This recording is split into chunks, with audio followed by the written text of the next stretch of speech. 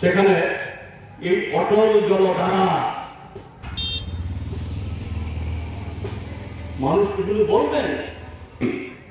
ত্রিপুরা যে গণতন্ত্রের চেহারা স্বাভাবিক, এরকম একটা পরিবেশে সিপিআইএম তার নেতারা, তার কর্মীরা এই রাজ্যের জনগণের কথা তুলে ধরবেন। সারা ত্রিপুরার যে কথা, সাবরুমের কথা, এখানে আজ থেকে 2 বছর আগে, বছর খানেক আগে বন্যা হলো, প্রাকৃতিক দুর্যোগ, বন্যা, খরা, এটা কাউকে বলে হয়ে আসে না।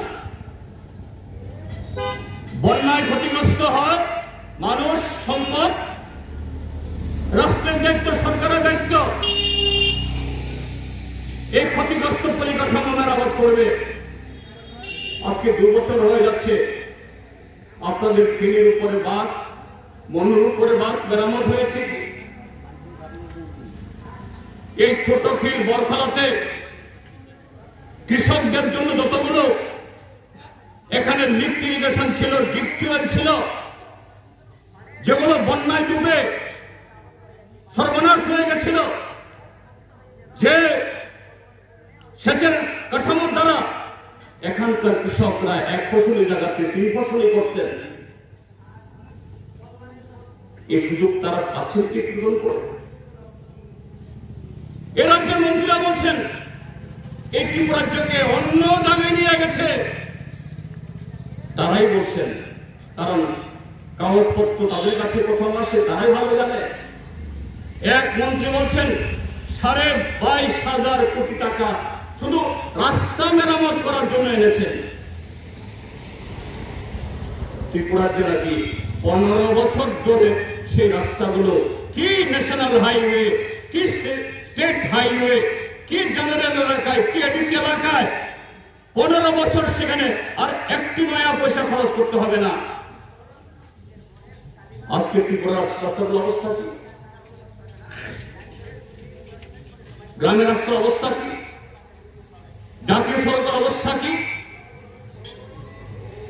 আগরতলা থেকে সাবরুম জাতীয় সড়ক, এই অংশটা বামপন্থী ফ্রন্ট সরকারের সময়তে বেশিরভাগ হয়েছে বলে আপনারা দক্ষিণ ত্রিপুরার মানুষ একে উপলব্ধি করতে পারছেন না।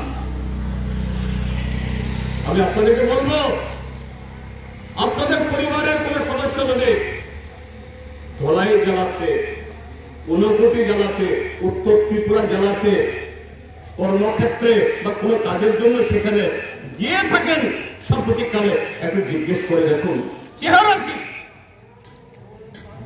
ন্যাশনাল হাইওয়ে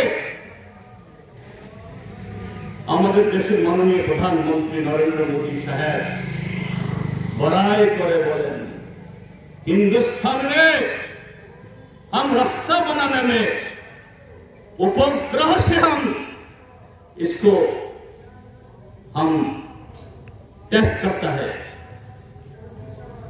इसका सर्वे करता है। रास्ते बनाने वक्त पर सैटेलाइट से हम इसको